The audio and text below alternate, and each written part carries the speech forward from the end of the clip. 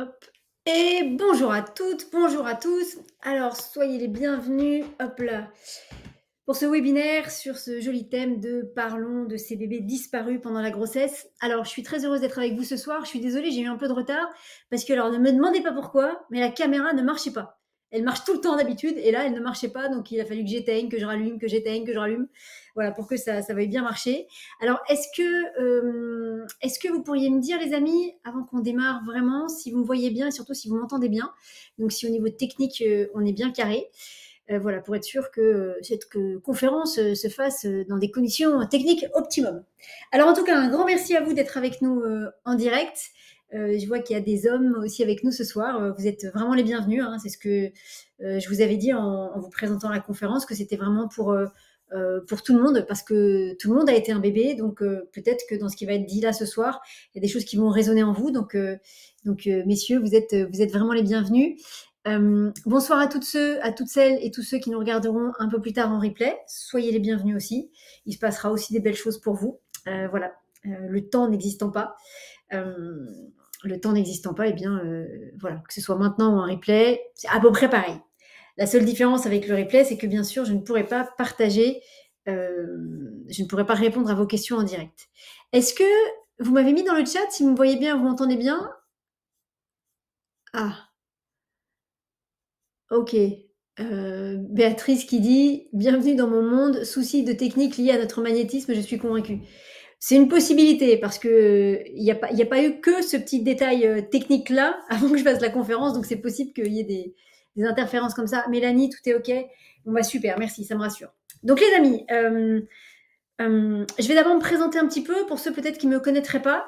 Donc, je m'appelle Muriel Jarosso. Ce soir, on va donc parler de ces bébés qui sont décédés pendant la grossesse. Alors, en fait, moi, je viens du monde du tarot. J'ai découvert le tarot avec un monsieur qui s'appelle Marcel Picard, qui est un monsieur que j'embrasse infiniment de tout mon cœur, qui m'a fait découvrir le tarot, dont je me sers maintenant non pas d'une manière divinatoire, c'est-à-dire que je ne prédis pas le futur avec le tarot, mais d'une manière pour travailler sur soi, pour aller libérer les émotions, pour aller libérer les blessures, pour comprendre nos blocages. Donc en fait, c'est pas de la voyance dans le futur, c'est de la voyance dans votre passé pour comprendre d'où viennent vos blocages, que ce soit dans cette vie-là, que ce soit quand vous étiez dans le ventre de votre maman, un bébé, ou que ce soit dans les vies antérieures. Voilà, le tarot, il nous permet de faire un vrai beau travail de libération émotionnelle. Et c'est en suivant les cours de Marcel que j'ai rencontré mon deuxième super professeur de cœur que j'aime infiniment aussi et que j'embrasse infiniment de tout mon cœur, qui s'appelle Serge Boudboul, dont je vous parle régulièrement. Voilà, et qui Serge, lui, m'a... en fait, les deux font la même chose, mais avec des supports très différents, mais ils racontent la même chose tous les deux. Et Serge, lui, il nous apprend à développer nos capacités psychiques et spirituelles, donc la clairvoyance, j'aime bien quand je le fais, la clairvoyance, la clairaudience, la clairaudience, la clairvoyance.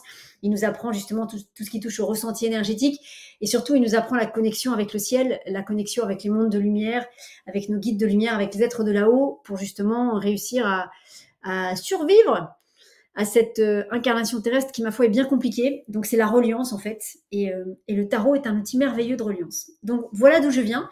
Et il se trouve que quand j'ai commencé à faire des ateliers, des séances, essentiellement c'est passé d'abord par le tarot.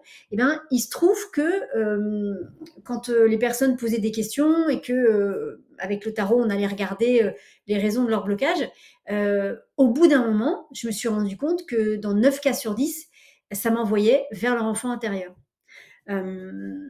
Ça m'envoie parfois dans les vies antérieures ou dans d'autres endroits, mais en tout cas, de manière très forte au début, peut-être pour que j'en prenne conscience, ça m'envoyait, je me retrouvais toujours chez l'enfant intérieur, enfin avec l'enfant intérieur de la personne, et les 3 quarts du temps aussi, cet enfant intérieur, en fait, c'était souvent à un moment donné en lien avec la grossesse. Ça pouvait être soit le moment de la conception, soit quelque chose qui s'était passé pendant la grossesse, soit le moment de la naissance.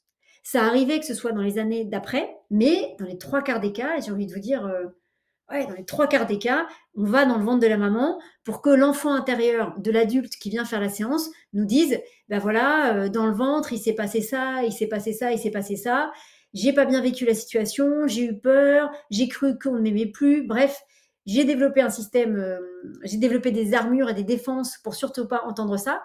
Mais du coup, bah, l'enfant, à ce moment-là, il commence à développer une blessure. Et il commence à développer une armure qui va se développer tout au long de la vie de l'enfant quand il va grandir. Et ce qui fait qu'un jour, en tant qu'adulte, on se dit, mais je comprends pas pourquoi je rencontre toujours pas mon âme sœur, je comprends pas pourquoi je m'épanouis pas dans mon travail, je comprends pas pourquoi j'ai tout le temps peur de tout, de rien. Voilà.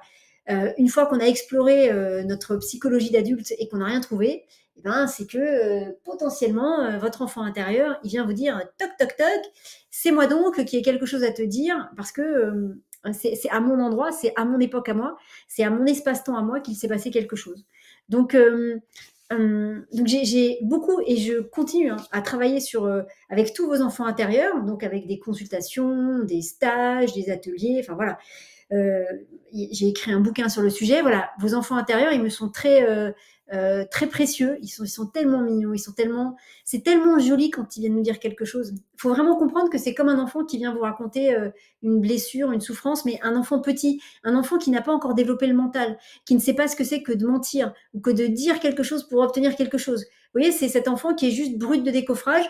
Il dit les choses et on sent que derrière, il n'y a aucune manipulation, enfin voilà, juste, il est dans l'instant présent et il partage ce qui se passe dans l'instant présent. Donc ils sont toujours très émouvants et vraiment, je les remercie infiniment de leur confiance. Et en fait, ce qui se passe, c'est que souvent, ces enfants intérieurs, c'était ce que je vous expliquais, hop, ils me ramenaient à un moment donné de la grossesse qu'ils avaient vécue. Et en fait, passer de l'enfant intérieur, donc de vos enfants intérieurs à vous, adultes qui écoutez la conférence, au bébé qui est dans le ventre de la maman, en fait, c'est pas que c'est la même chose en fait en vrai. C'est juste que quand c'est un bébé dans le ventre de la maman, ben là on a deux êtres distincts, on a la maman et le bébé. Quand on parle de son enfant intérieur, pour le coup, vous êtes l'adulte et vous avez votre enfant intérieur. Donc là, c'est une seule et même personne. Donc, mais au final, on en revient toujours au même espace, on en vient toujours à la même ligne de temps, c'est-à-dire qu'est-ce qui s'est passé pendant la grossesse. Qu'est-ce qui s'est passé au moment de la conception, à un moment précis de la grossesse, et qu'est-ce qui s'est passé au moment de la naissance.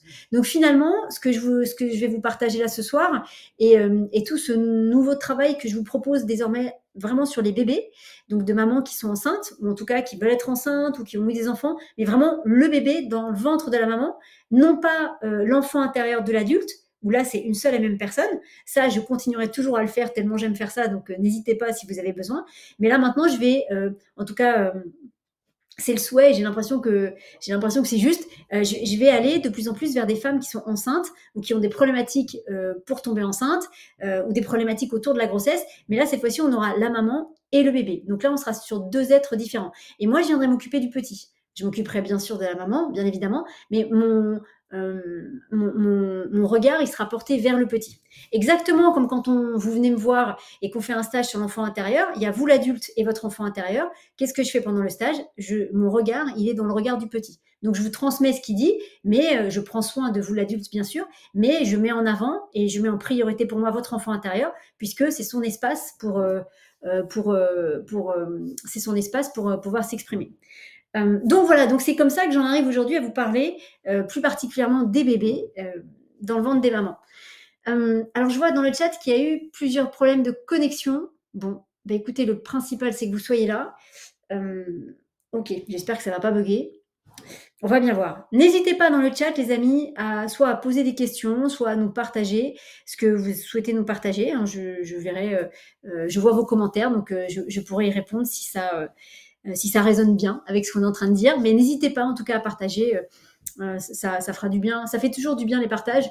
Ça vous fait du bien d'abord à vous. Et puis, il est à peu près certain que dans les gens qui vont vous lire, il y a des gens qui vont se dire « Oh là là, mais il ou elle a vécu la même chose que moi ». Et ça permet aussi d'ouvrir des portes chez les gens. À la vôtre. Ah, il fait toujours 45 degrés dans les pièces. Alors, donc on va y aller. Donc, on va parler donc des bébés décédés pendant la grossesse.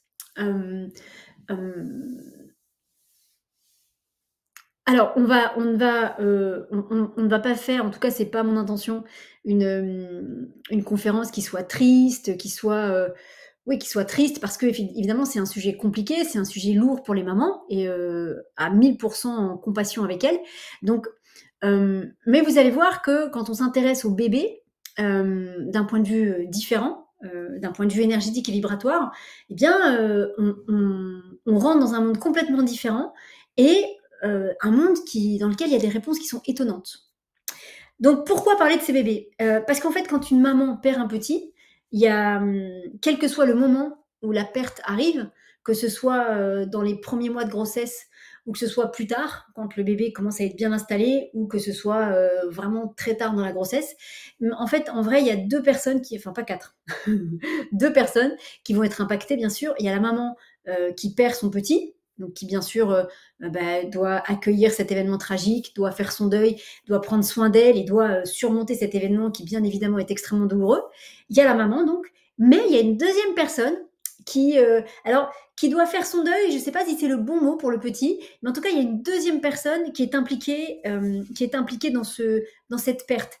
Euh, je vais vous raconter une histoire qu'on m'avait racontée il y a longtemps de ça. C'était quelqu'un qui avait une cinquantaine d'années et qui me racontait que, c'était un homme, et il me disait que quand ils avaient 18-20 ans, avec sa compagne, qui ensuite est devenue la mère de ses enfants, avec qui il n'était plus, euh, euh, ils avaient eu un premier enfant, et cet enfant était mort-né. Donc, elle va à l'hôpital ou à la maternité, elle accouche, le bébé est mort-né, et en fait, les médecins et les infirmières ont pris le petit et ils leur ont jamais ramené. Et donc, mon ami me raconte ça et je lui dis: «Mais c'est-à-dire? Vous avez pas eu vous avez pas pu le voir? Vous avez pas pu, je sais même pas s'il savait si c'était un garçon ou une fille, je sais pas, mais vous avez même pas pu le prendre dans vos bras, même s'il était physiquement parti, il y a pas eu ce contact, il y a pas eu, pour faire le deuil pour les parents, ça aurait été quand même drôlement bien». Non, non. Et alors ce qui était terrible, c'était que ça avait pas eu l'air de les étonner, en fait. Alors certainement qu'ils étaient jeunes et que, c'était déjà suffisamment douloureux comme ça, mais donc, ces personnes-là, et je suis persuadée que c'est pas les seules, bah, qu'est-ce qui s'est passé quand le petit est mort? On leur a enlevé leur petit et on leur a jamais ramené. Donc, pour faire leur deuil, c'est un peu compliqué quand même l'histoire, mais bien évidemment, c'est tragique et je ne minimiserai jamais ça pour les parents, mais il faut comprendre que c'est pareil pour le petit. C'est-à-dire que ce petit bout de chou là qui vient au monde, alors déjà il vient au monde physiquement, il est plus là, mais énergétiquement parlant, vibratoirement parlant, ce petit, il a une présence, il a une conscience, ce petit. Ce petit bout de chou là, il a beau être tout petit, petit, petit, petit, il a une âme, hein. Vous et moi, on a été des bébés, on a une âme. L'âme qui habite ce corps, en tout cas qui dirige ce corps, elle était là dès qu'on est arrivé dans le ventre de notre maman, hein. C'est pas quelque chose qui tombe comme ça à un âge plus ou moins avancé. On peut en prendre conscience à un âge plus ou moins avancé, mais qu'est-ce qui commande l'arrivée du corps du petit dans le ventre de la maman? C'est l'âme, c'est le choix de l'âme de venir s'incarner. Euh, et donc ce bébé, il est conscient, il a une âme, il est vivant. Euh, il a autant vécu ce drame que la maman. Évidemment, on leur donne pas la parole parce qu'ils parlent pas. Évidemment, comme c'est un moment douloureux, bah, peut-être qu'on fait en sorte que, hop là, ça se passe le plus vite possible pour pas qu'il y ait trop de questions ou que ce soit pas si douloureux que ça. Mais en fait, c'est je pense, c'est une erreur. Vous savez, quand il y a un animal qui perd son maître, quand le maître meurt avant l'animal, on recommande tout le temps quand c'est possible bien sûr, mais on recommande de montrer le corps de la personne décédée à l'animal, pour que l'animal puisse venir le renifler, le sentir, pour qu'il comprenne qu'il se passe quelque chose et que son maître l'a pas abandonné. Et ben, alors nous, c'est pas tout à fait pareil, mais vous voyez, ces bébés décédés, c'est pareil. Il faudrait qu'il y ait un contact comme ça entre les parents et le petit, pour que et l'un et l'autre puissent se dire ah ok, c'est terrible, vraiment, on aurait préféré que ça nous arrive pas, mais ok, ça nous arrive. Ok, quand même, il y a une rencontre, il y a quelque chose, il y a une connexion, il y a eu de l'amour qui a été là, qui sera encore là certainement après. Et vous voyez, comme s'il fallait qu'il y ait quand même une rencontre qui se fasse pour qu'après chacun puisse repartir serein de son côté. Donc, il faut vraiment bien comprendre que ce petit, il a autant besoin que la maman d'une libération. Il a autant besoin que la maman de faire son deuil. Il a autant besoin qu'on lui explique ce qui s'est passé, pourquoi il n'est pas resté. Parce que alors autant il y a des fois il peut être comment dire ok avec ça, mais autant il peut se dire mais attends moi je m'étais préparée là pendant 9 mois à me dire super dans ma famille il y a des toboggans, il y a des piscines, il y a des frères et sœurs, la vie va être super belle et puis au dernier moment j'y viens pas. Mais pourquoi? Et évidemment que personne, en tout cas pas tout le monde, ne va forcément aller leur parler. Et c'est sans aucun jugement pour les parents, le corps médical ou quoi, on n'est pas du tout là-dessus.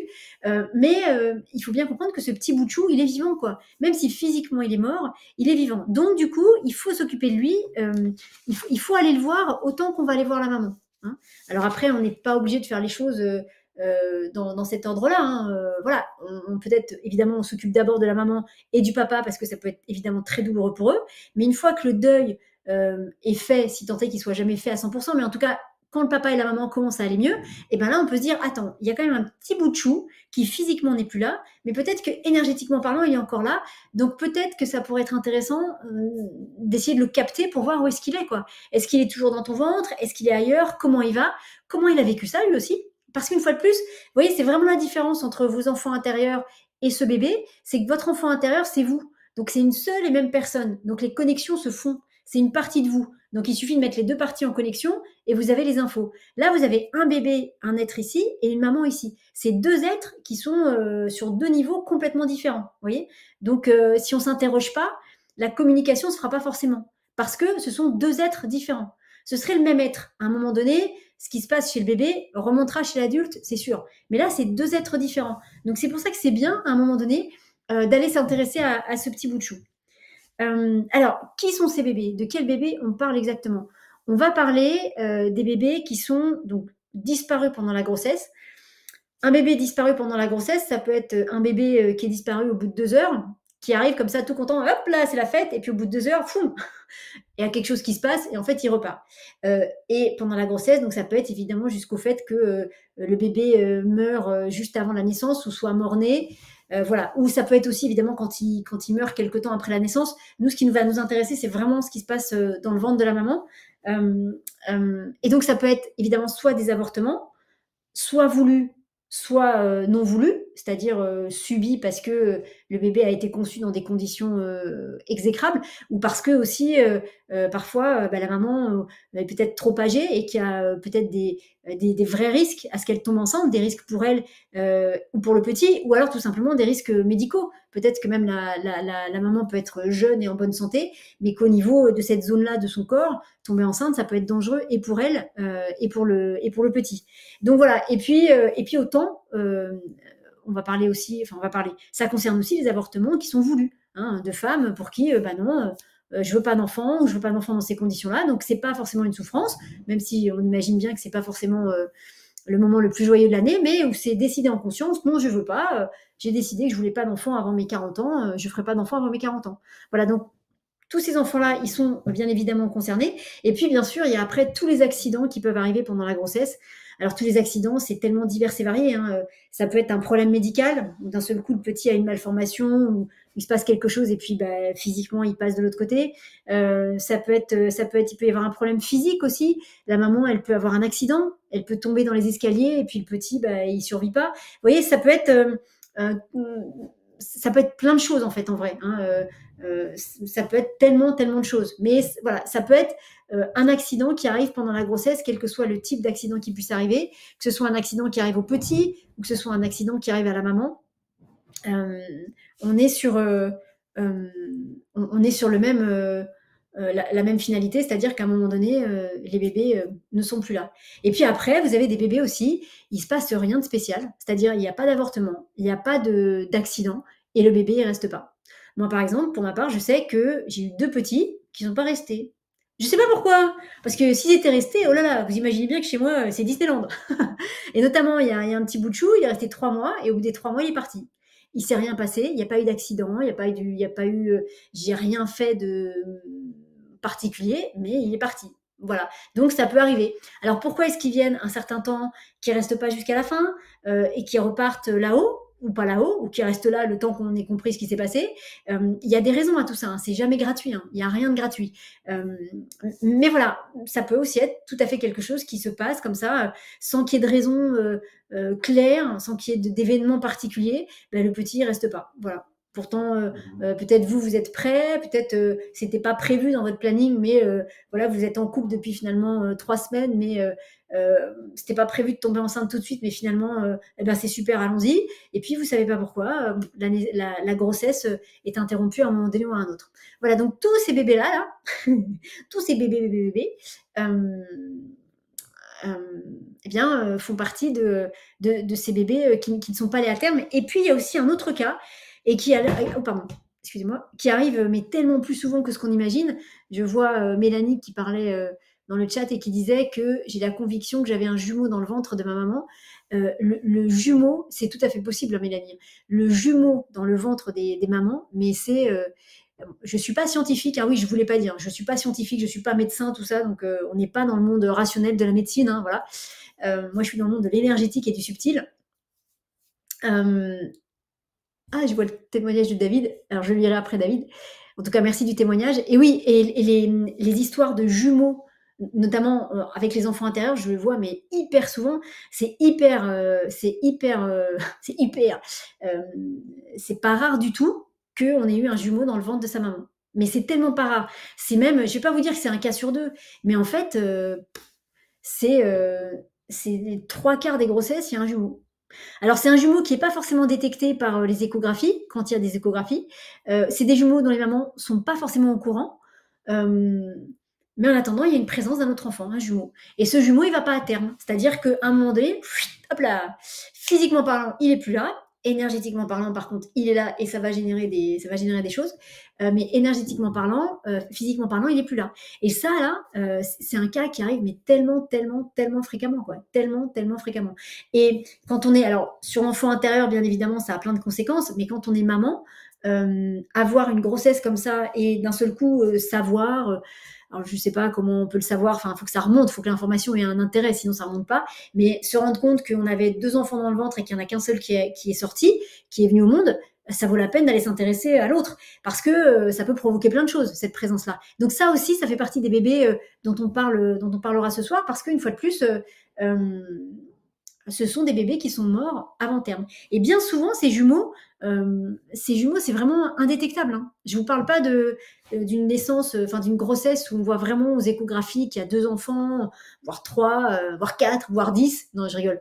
Et puis finalement, à la fin, il n'y en a qu'un seul qui a survécu, entre guillemets. Il y a beaucoup de cas, mais ça, on le voit au niveau énergétique et subtil. On ne le voit pas au niveau médical. Mais il y a beaucoup de cas où, je vous dis, il y avait un jumeau et le jumeau, il n'est pas allé à terme. Mais ça a une raison d'être. C'est pas gratuit. Alors, comment est-ce qu'on peut parler de ces bébés?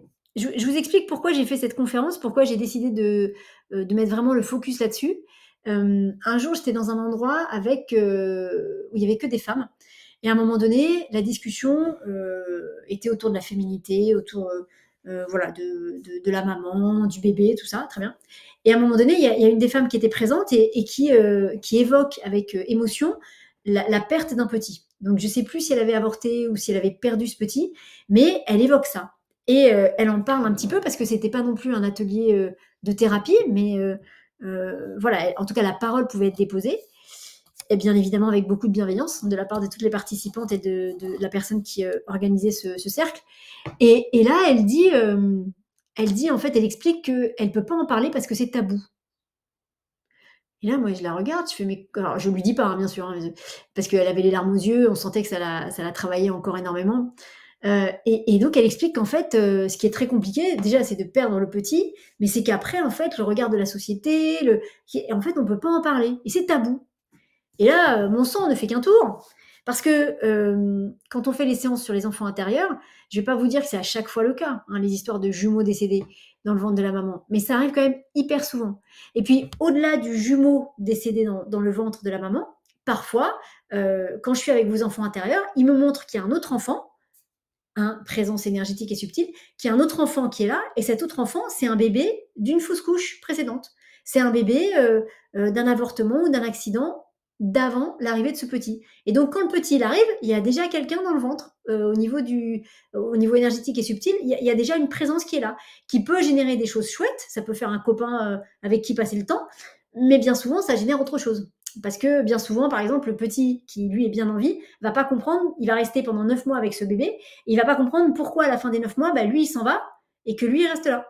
Donc là, ça peut générer mais tellement de problématiques. Ça peut générer aussi des naissances compliquées parce que le petit qui est là, qui doit venir au monde, il se dit: «Bah, moi, je viens, mais mon copain, il vient» et quand il comprend que le copain vient pas, ah bah, d'un seul coup, ça peut être un peu plus compliqué et ça peut donner des naissances où il faut aller chercher le petit parce que lui, ce qu'il veut, c'est rester avec son pote.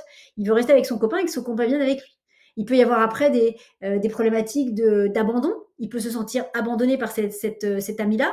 Il peut y avoir aussi des problèmes d'estime de soi. Il peut penser que si son copain ne vient pas, c'est parce qu'il n'est pas assez bien, donc qu'il n'est pas assez aimé. Et je vous laisse imaginer tout ce que ça peut générer après au niveau de l'adulte. Donc, ça, c'est quelque chose que je vois mais tellement souvent, mais vraiment, hein, c'est hyper impressionnant en fait. Je ne vais pas vous dire que c'est tout le temps le cas parce que c'est pas vrai non plus, mais c'est très très fréquent. Et c'est pour ça quand cette femme dit que c'est tabou et qu'on ne peut pas en parler, mon sang n'en fait qu'un tour, je le redis, mais je me dis: «Mais comment ça on peut pas en parler?» Moi j'en parle tout le temps. Dans les séances, ça sort, hyper fréquemment et donc là, je me suis rendu compte et puis d'autres femmes ont réagi et effectivement, je me suis rendu compte que, elles disaient toutes la même chose, que c'était compliqué d'en parler, que le regard de la société, que, faire le deuil, tout ça, c'était pas facile et que du coup, personne n'en parlait. Alors ce que je trouve, pas bien du tout. Donc je suis là pour, modestement bien sûr, à mon petit niveau, mais en tout cas redonner un espace de parole et d'une à ces parents et ces femmes qui sont concernés par ça, mais aussi aux petits qui sont concernés par ces épisodes un peu tragiques. Il faut en parler. Il faut en parler parce que ce qui se passe quand on libère la parole, il se passe des choses très jolies. Alors, c'est un sujet délicat parce que donc c'est un sujet tabou et c'est un sujet délicat aussi parce que c'est un sujet qui va nous emmener dans un autre monde, un monde peut-être différent du monde que vous connaissez ou dans lequel vous vivez. Alors bien sûr, je connais certains d'entre vous qui me connaissent aussi, donc je sais que certains d'entre vous sont très à même du monde énergétique, vibratoire et subtil. Mais pour ceux peut-être que je ne connais pas, je ne sais pas par où vous êtes arrivés sur cette conférence, voilà, ce sujet des bébés décédés, c'est un sujet délicat parce que ça veut dire qu'on rentre dans une dimension différente. On rentre dans une dimension subtile, énergétique, vibratoire, éthérée. C'est-à-dire que, bien évidemment, que physiquement, le petit n'est plus là. Ça, pour le coup, il n'y a aucun doute, puisque voilà, il n'est plus là. Nous, on va venir rentrer dans la dimension de cet enfant, c'est rentrer dans une dimension subtile. Donc ça veut dire qu'il faut accepter de croire au monde de l'invisible, au monde de l'impalpable, au monde de l'intangible. Ça veut dire que si je vous dis que ce petit il a une vraie présence et qu'il est toujours là et qu'on peut sentir dans quel état il est, alors qu'on ne le voit pas physiquement et qu'on ne peut pas le toucher, ça veut dire qu'il faut croire que c'est vrai. Alors, en fait, en vrai, il n'y a pas besoin de le démontrer d'un point de vue scientifique. D'abord parce que je ne sais pas comment on fait ça. Mais par contre, ce qui est sûr, c'est que, et c'est là la meilleure preuve pour vous que ce monde-là existe bien, c'est que quand on parle de ces petits, quand ça vous est arrivé, il y a une émotion qui va être encore là. Et puis, il y a des fois, vous allez dire, mais j'ai l'impression qu'il est encore là dans mon ventre, j'ai l'impression de lui parler, j'ai l'impression qu'il me répond. Vous allez dire des choses comme ça qui ne sont pas matériellement possibles, mais qui sont évidemment, quand on est dans la dimension du cœur et dans la dimension énergétique, qui sont non seulement possibles, mais plus que probables. Donc ça oblige à lâcher tout ce que la médecine vous dit, c'est-à-dire il faut faire, dans le sens, il faut faire tout ce que les médecins classiques vont vous dire par rapport à la perte d'un enfant, d'un point de vue physique et psychologique, tout ça, allez-y, faites, hein, vous avez besoin de ça, donc allez-y. Mais après, une fois que vous êtes un peu plus en place, que vous soyez la maman ou le papa, c'est bien d'aller faire un travail énergétique et vibratoire pour voir justement comment va ce petit. Et donc, ça peut être un peu déstabilisant au début quand on ne croit pas à cette dimension-là, mais cette dimension, elle est bien réelle. Et comment on sait qu'elle est bien réelle? Bah, tout simplement, entre guillemets, parce que quand on fait un travail sur soi, quand on va voir un thérapeute, donc je ne vous parle pas d'aller voir un kiné ou un médecin ou un gynéco ou un obstétricien, enfin voilà, qu'il faut aller voir quoi qu'il arrive, hein. Tout ce que je vous raconte là, c'est en plus, bien évidemment, ça ne se substituera jamais à tout ce qui est soins médicaux classiques, hein. Donc c'est quelque chose qui accompagne en plus, mais voilà, hein, allez voir des médecins, vraiment, je vous le dirai jamais assez, prenez les médicaments, faites les opérations, voilà, quand ça vous paraît juste, faites ça, quoi, hein, faites-vous accompagner. Mais donc, comment on sait que cette dimension subtile, elle existe? Eh bien, par exemple, une maman qui va venir en séance et qui va me dire... enfin qui va me dire ou qui va dire à la personne avec qui elle fait la séance, ben voilà, j'aimerais bien tomber enceinte, mais je comprends pas, ça fait 6 mois qu'on essaye avec mon compagnon et on n'y arrive pas alors qu'on fait tout comme il faut. Et puis, donc au niveau technique, scientifique, rationnel, matériel, médical, on fait tout comme il faut. Et pourtant, tous les voyants sont ouverts, je devrais tomber enceinte et je tombe pas enceinte. Et du coup, la personne se dit, bah, je vais aller peut-être m'intéresser à une autre dimension, donc la dimension énergétique et vibratoire, pour aller voir si là, dans cette dimension-là, il n'y aurait pas une réponse pour moi. Et donc, on va aller voir avec les outils que nous avons tous, thérapeutes, hein, on a tous des outils différents, mais en vrai, on fait tous la même chose. On va aller voir pourquoi cette femme, elle ne réussit pas à tomber enceinte. Et il y a de fortes chances pour que ça nous renvoie à une blessure qu'a vécue cette femme, à une blessure qu'elle a pu vivre dans son enfance, qu'elle-même a pu vivre quand elle était dans le ventre de sa maman. Et si on réussit à mettre des mots MOTS sur cette blessure, si on réussit à comprendre ce qui s'est passé, on va faire une libération émotionnelle. Donc, on va libérer la maman du poids de cette blessure. Elle va se sentir drôlement mieux et quelques temps après, elle va tomber enceinte. Parce qu'en fait, le fait de ne pas pouvoir tomber enceinte était lié à une blessure émotionnelle. Et donc, si on fait sauter la blessure émotionnelle, eh bien, peut-être que la maman et le papa pourront tomber enceinte. La maman pourra tomber enceinte. Vous voyez? Et c'est quand on fait ce travail sur soi qu'on se rend compte que cette dimension subtile, elle existe, qu'elle n'est pas juste dans la tête de certaines personnes. C'est quelque chose qui est vraiment presque quantifiable matériellement de par les résultats que ça amène.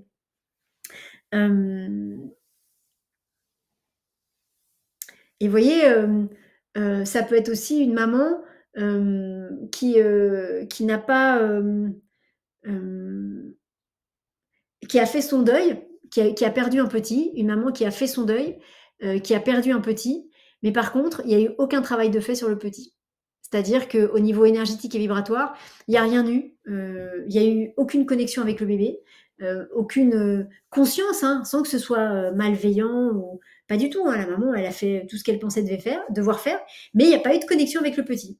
Et du coup, bah, le petit, une fois de plus, au niveau énergétique et vibratoire, il va rester là dans ce ventre jusqu'à ce que quelqu'un vienne s'intéresser à lui. Voilà. Et quand on se rend compte de ça, quand on se rend compte qu'effectivement, donc il y a toujours la présence énergétique et vibratoire de ce petit, et qu'on fait le travail de libération du petit, c'est-à-dire ce petit bout, on l'écoute, on écoute ce qu'il a à nous dire, on écoute comment il a vécu l'événement, et en fait, on le libère lui aussi d'un point de vue émotionnel. Et une fois que ce petit est libéré émotionnellement parlant, ben c'est toujours pareil, il n'a plus de raison d'embêter entre guillemets la maman, c'est-à-dire il n'a plus de raison de faire porter un poids à la maman. Alors il ne le fait pas consciemment, hein, c'est pas, il se dit pas tiens porte mon poids, non c'est pas ça. Mais d'un point de vue des blessures émotionnelles, ben, si lui il n'est pas bien, si lui il a vécu quelque chose qui lui a fait du mal au niveau émotionnel et qu'il n'est pas guéri de ça, ben, du coup lui il porte ce poids-là, et si lui il porte ce poids-là, comme la maman porte son bébé, ben, elle porte ce poids-là aussi. Donc si on libère ce petit de ce poids, le petit va se sentir beaucoup mieux, il va peut-être pouvoir bouger et peut-être pouvoir partir là où il doit aller, et la maman va arrêter de porter un double poids. Elle va juste porter, j'ai même envie de dire, normalement, si la libération se fait correctement, à la fin, elle ne porte plus ni le bébé, parce qu'il y aura une reconnexion entre les deux, et que les deux auront pu s'exprimer, auront pu dire voilà ce qui était en jeu pour l'un et pour l'autre. Et puis, du coup, le petit pourra repartir ensuite dans son espace-temps, et donc la maman, elle pourra être libérée de ce poids-là. Et là, elle pourra accueillir un nouveau bébé. Bébé qu'elle ne pouvait pas accueillir avant parce que l'espace était occupé et qui avait besoin d'amener de la compréhension, de la lumière sur cette situation avant de pouvoir accueillir une nouvelle situation. Et donc, ce qui est important de comprendre, c'est que dans ces situations-là, de bébés qui sont partis avant terme, ben, il y a 2 personnes dont il faut s'occuper. Voilà, il y a la maman, alors on va dire 2, on va schématiser en disant la maman, hein, parce qu'il y a bien évidemment aussi le papa, il peut aussi y avoir des frères et sœurs, il peut y avoir plus de monde autour de la maman, mais celle qui porte le petit, c'est la maman. Donc dans ce type de deuil-là, il y a 2 personnes dont il faut s'occuper, la maman et ensuite le petit. Alors bien évidemment, on commence par la maman en général, parce que vous ne pourrez pas aller connecter correctement ce petit bout de chou si la maman n'est pas un tout petit peu en place par rapport à ça. Donc ça veut dire que si la maman est encore trop impactée par ce deuil, le problème c'est que on ne pourra pas faire un travail efficace avec le petit, parce que pour faire ce travail efficace, on a besoin que la maman, elle soit, quand je dis en place, c'est-à-dire que il faut plus que la tristesse, la colère, l'incompréhension prennent le dessus. Il faut qu'elle soit capable de discuter de cœur à cœur avec son enfant, mais sans que ça la mette dans un état émotionnel où elle perd le contrôle.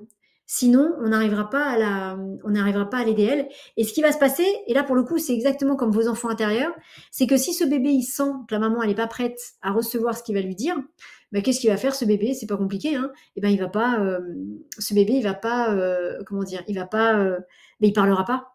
Parce que là pour le coup, c'est exactement comme les enfants intérieurs, et je vous le dis souvent, hein, vos enfants intérieurs, quand ils viennent vous parler d'une blessure qu'ils ont vécue, donc je vous rappelle que votre enfant intérieur, c'est vous petit. Donc c'est une seule et même personne. Donc quand il vous parle d'un événement qu'il a vécu petit, vous avez certainement oublié cet événement parce que vous l'avez occulté, mais d'un seul coup, les connexions vont se faire. Donc vous êtes, dans le cas de l'enfant intérieur, quand vous avez une blessure en tant qu'adulte et que ça vient de votre enfant intérieur, il va vous donner la réponse que, à mon avis, hein, c'est vraiment comme ça que c'est pas que je le vois, c'est comme ça que je l'ai vu en consultation, en stage, en atelier ou quoi. Il vous donne les infos que s'il sent que vous, l'adulte, vous êtes capable de les recevoir. S'il sent que vous n'êtes pas capable de les recevoir, s'il sent que vous êtes encore trop impacté, soit par la blessure, soit s'il sent aussi que votre connexion à tous les deux, elle va être trop forte pour lui, mais qu'est-ce qu'il va faire? C'est pas compliqué, il va pas vous donner toutes les infos. Et moi je le vois, hein. Il y a des fois on a tout de suite les informations et bam, et on ouvre une autoroute et allez, on déroule l'autoroute et on va libérer ce qui a besoin d'être libéré. Et puis il y a des fois, bah, on est sur une autoroute, mais il y a des péages tous les 5 mètres parce que l'enfant intérieur, votre enfant intérieur, il se dit mais je suis pas sûre que mon adulte il soit capable de prendre l'information. Le problème de votre enfant intérieur, c'est qu'une fois qu'il a délivré l'information, une fois qu'il a dit voilà, je me suis pas senti bien à tel moment parce qu'il s'est passé tel événement douloureux pour moi, une fois qu'il vous l'a exprimé, c'est exactement comme s'il avait ses deux mains avec la raison du blocage dans ses mains et il vous le donne. Mais vu qu'il l'a sorti de lui et que c'est dans ses mains, maintenant il peut plus le remettre à l'intérieur. Donc la problématique, c'est qu'il faut qu'il puisse vous le donner, que vous puissiez recevoir ça, et qu'à un moment donné, vous puissiez le prendre. Prendre ça, clac, et vous, l'adulte, vous allez faire la libération pour que et vous et le petit soyez libérés.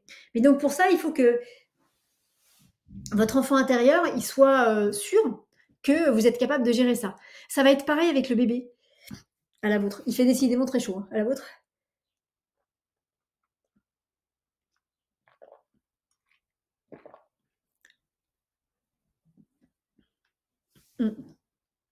Et donc c'est pareil avec le bébé, c'est-à-dire que pour que le bébé nous donne des informations, pour que au niveau subtil, énergétique, vibratoire, il nous explique sa version de l'histoire, ou pour que nous on vienne lui expliquer ce qui se passe, parce que parfois ça peut arriver que ces bébés ne sachent pas qu'ils ne sont plus là physiquement.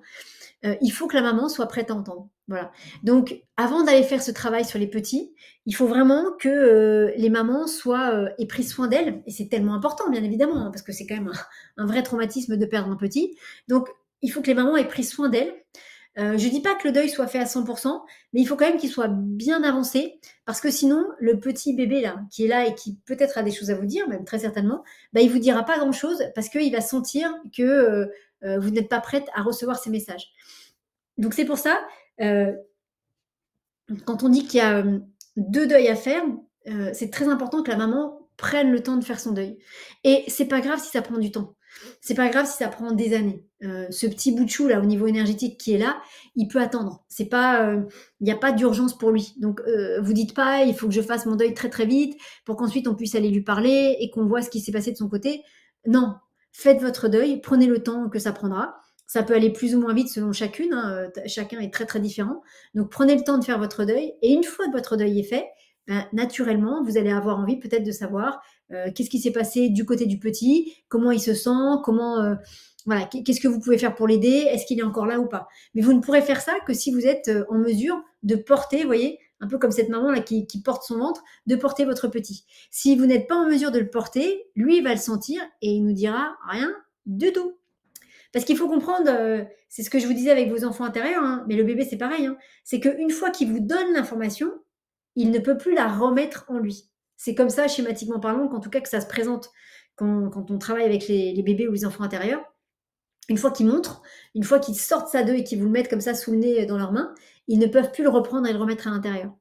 Donc quand ils le sortent comme ça et qu'ils nous donnent des infos, c'est qu'ils estiment que ces infos-là, on peut les gérer et qu'on va pouvoir les aider. Donc il ne vous donnera pas ces infos-là s'il n'est pas certain que vous, l'adulte, vous puissiez, hop, récupérer ça pour qu'il ne l'ait plus dans les mains. Sinon, c'est exactement comme si vous lui laissiez une grosse patate chaude dans les mains et c'est pas cool, hein, c'est pas cool. Donc voilà, donc c'est important de comprendre que il faut que et la maman et le bébé puissent communiquer. Et pour qu'ils puissent communiquer, il faut que la maman soit en place. Voilà.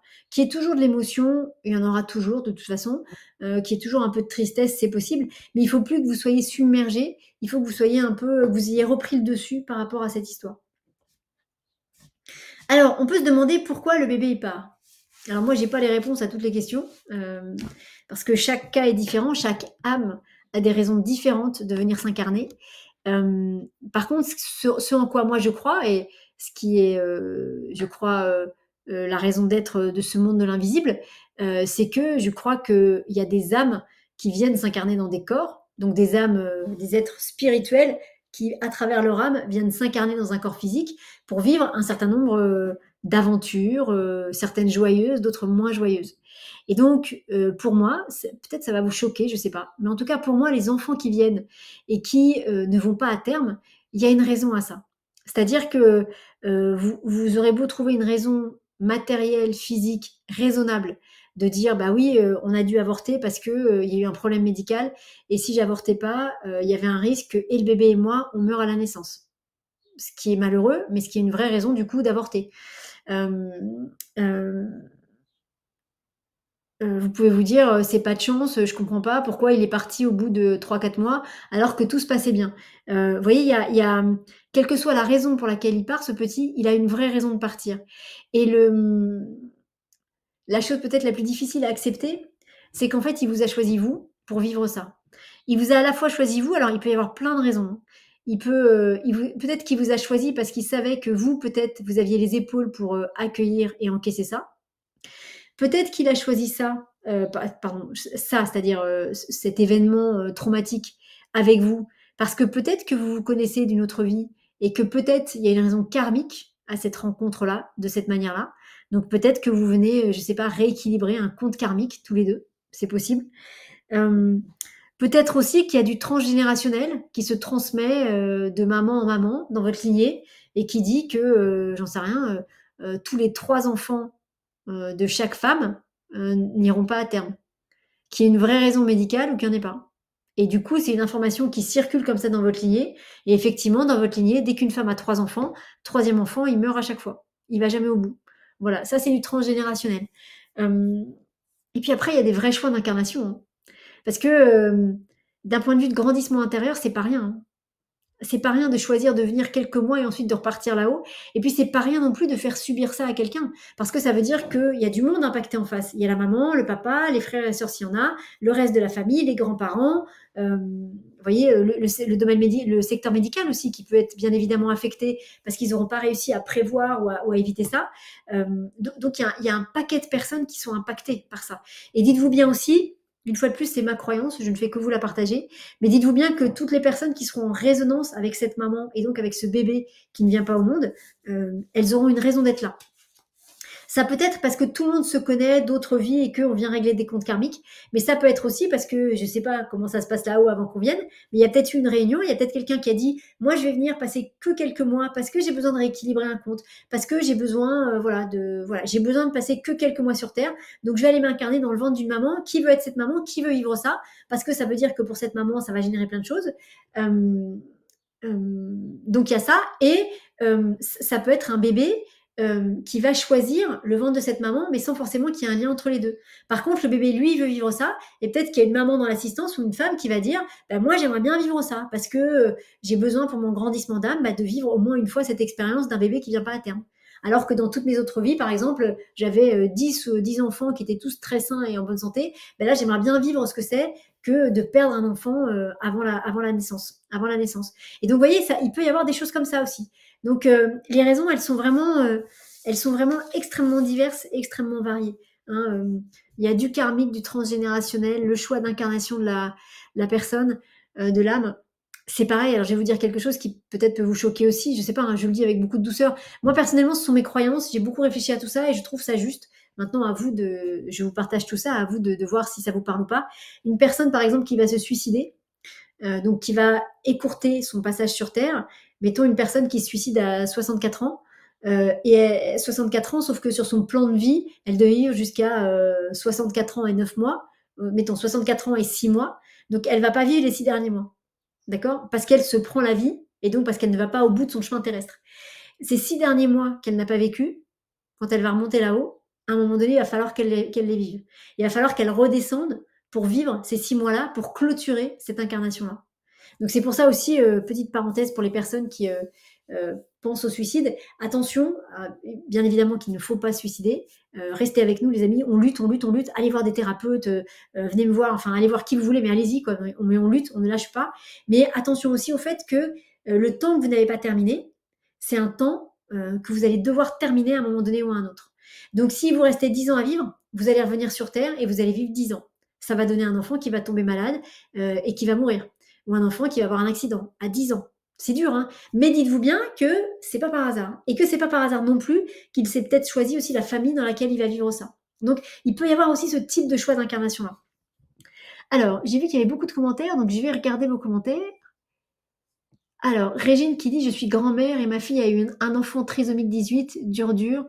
Et moi-même, quand j'étais dans le ventre de ma mère, je suis née postpartum, donc ça veut dire après terme, hein, dans le pu et maman était dans le coma. Erreur médicale. » Eh ben, ouais. Ouais, avec un début de vie pareil, Régine, je te connais un petit peu, ben, je trouve que tu as une très belle volonté de vivre et de réparer tout ça. Parce qu'évidemment, ce que tu nous racontes là, il y a plein de ça peut donner plein de blessures, après quoi, tu vois? Donc ouais. Mélanie qui nous dit: «J'ai la conviction que j'avais un jumeau dans le ventre de ma mère». Sandrine, ça fait penser au livre Les 9 marches de Daniel Meroy. Alors je connais Daniel Meroy, mais j'ai pas lu ce livre-là, mais j'irai voir. Alors David, alors, je lis à voix haute parce que je pense qu'au moment du replay, vous avez le chat, mais alors, je partage mon expérience à ce sujet. Ma mère a perdu un enfant environ 1 an avant ma naissance. Mes parents m'en ont parlé à l'enfance, mais c'est surtout vers l'âge de 15 ans que j'ai pris conscience de l'importance de cette perte, même sur ma propre vie et psychologie. Bah, carrément, hein. Parce que même si tu ne l'as su qu'à 15 ans, dis-toi que quand tu étais dans le ventre de ta maman, toi tu le savais, hein, tu avais l'information. Parce que tu es en contact avec les cellules du ventre de ta maman. Donc peut-être même que cet enfant était toujours là, d'un point de vue énergétique et subtil. Donc oui, oui, toi tu l'as forcément su. Après que tu l'aies oublié ou que tu l'aies occulté, tu vois, que le bébé que tu as été se soit rendu compte qu'il y avait un truc qui n'était pas clair, mais que personne soit venu lui expliquer, qu'il n'y ait pas eu de réparation, il n'y ait pas eu de libération. Donc il a mis en place un système, tu vois, pour occulter cet événement-là et continuer à grandir. Mais oui, oui, par contre, c'est sûr que c'est obligé qu'il l'ait su. Obligé. Surtout après que ma mère m'ait amenée chez une thérapeute qui m'a expliqué que j'avais beaucoup de blocages et de complexes dans ma vie liés au fait que je ne me sentais pas légitime. Ah ouais, ah ouais, la légitimité, hein. Que je ne me sentais pas jamais à ma place car j'avais comme pris la place d'un autre être. Bah ouais, mais non, mais ça vient tellement souvent, ça. Tellement, tellement souvent. Et merci de ton témoignage, David, parce que, en fait, moi, ce que je remarque beaucoup dans les guérisons des enfants intérieurs et des bébés, c'est que, alors, les bébés, c'est un peu différent parce que, enfin, c'est le même principe, mais ils sont en train de devenir, ils sont en train de se développer. Alors que l'enfant intérieur, il s'est déjà développé. On va le contacter, mais il a déjà existé. Alors que le bébé, il est en train de découvrir tout ça. Mais les 3 quarts du temps, ce qui a manqué à cet enfant intérieur ou à ce bébé, c'est de la compréhension. C'est que quelqu'un vienne lui expliquer ce qui s'est passé. Et je le dis bien, hein, il n'y a aucun jugement, mais jamais je me permettrai ça d'aucune sorte, ni sur les mamans, les papas, les grands-parents, les médecins ou quoi. Mais dans un cas, par exemple, comme le tien, peut-être ta maman l'a fait, peut-être elle l'a pas fait, j'en sais rien. Mais prendre un vrai temps pour parler à son ventre, pour parler au petit bout là, qui est toi, et lui dire, tu sais, avant que tu arrives, j'ai perdu un enfant. Il est possible, peut-être, tu sens sa présence. Il est possible que ça t'impacte, mais voilà, ça n'a rien à voir avec ta présence à toi. Je te rassure complètement, ça, tu es complètement légitime. Je suis tellement heureuse que tu sois là. Tu n'es pas un enfant de remplacement. Et si tu captes ce petit bout dans mon ventre, c'est que c'est moi qui n'ai pas fait tout à fait le travail que j'aurais dû faire. Je suis pas allée vérifier qu'il était bien reparti de l'autre côté. Mais en tout cas, s'il est là, il peut être un compagnon de jeu pour toi. Mais par contre, surtout, ne t'attache pas à lui parce qu'il ne viendra pas avec toi au moment de la naissance. Et que nous, on serait tellement heureux que tu viennes au moment de la naissance. Donc il y a les 3 quarts du temps, vraiment, hein, on explique en fait aux enfants intérieurs et aux bébés, parce qu'ils n'ont pas compris. Ils n'ont pas compris. Eux, ils comprennent avec leur émotionnel d'enfant. Ils ne comprennent pas avec un mental d'adulte. Et combien de fois, quand on bosse sur vos enfants intérieurs, vous me dites « Ah oui, de toute façon, quand j'étais petit, j'ai vécu ça, j'ai vécu ça, j'ai vécu ça. » Ok. Je prends, hein, j'entends, et je dis pas que ce que vous dites est faux, loin de là. Mais les 3 quarts du temps, quand votre enfant intérieur, il vient me raconter des choses, il vous parle pas de ça. Il parle de choses que vous ne connaissez pas. Il parle de choses qui ne sont pas, concevables normalement par un mental d'adulte. Parce que on est dans un monde émotionnel. On est dans un monde qui ne fonctionne qu'avec le cœur, qu'avec les émotions. Je vous parle souvent de cet exemple, de cette vidéo, sur internet où c'est un bébé, tout petit, petit, petit, tout mignon, mignon, mignon, et donc il est dans son landau comme ça là et on c'est filmé comme ça, donc c'est un gros plan sur le petit. Et donc au début, il rigole, mais vous savez comme les petits qui rigolent, c'est-à-dire, à gorge déployée, c'est-à-dire qu'ils rigolent, on a l'impression que c'est un fou rire total, il est dans une joie immense, hyper belle, qui donne envie de rigoler avec lui. Et puis 2 secondes après, il a une expression de terreur absolue. C'est-à-dire que donc les gens filment, hein, ils ont prévu leur coup. Donc d'abord, ils font en sorte que leur bébé soit hyper heureux, hyper joyeux, et ensuite ils font quelque chose dont ils savent que ça va provoquer de la terreur chez l'enfant. Et l'enfant, il a une expression de terreur, mais qui est horrible parce qu'elle est vraie en fait, parce que lui, il maquille pas, il n'est pas en train de faire semblant. À ce moment-là, il a vraiment la trouille de sa vie. Et si les parents ils font ça souvent, je pense qu'à un moment donné, le gamin il va engrammer quelque chose, hein, c'est obligé. Le problème, c'est que quand les parents font ça, je le dis pas, c'est pas du tout méchant contre les parents, mais comprenez bien que votre enfant, il prend tout au premier degré. Donc, il fait pas semblant d'avoir peur, hein. Il a vraiment peur. Donc, si vous lui expliquez pas ce que vous avez fait, ben, le problème, c'est que derrière, ça peut générer des blessures. Du coup, lui, ensuite, derrière, il va mettre en place un système de défense. Et ce système de défense, ça va vous donner des problématiques à l'âge adulte. Voilà. Alors que si vous expliquez à votre petit que c'est une blague, même si c'est une mauvaise blague, mais que c'est qu'une blague, et que vous le faites qu'une seule fois, le petit va se dire, bon, c'est un peu une blague pourrie de me faire peur juste pour avoir des likes sur Internet, mais ok, j'ai compris, c'est pas contre moi, j'ai rien fait de mal, tout le monde m'aime, ok, ok, je laisse faire les choses. Vous voyez, je m'attache pas à ça.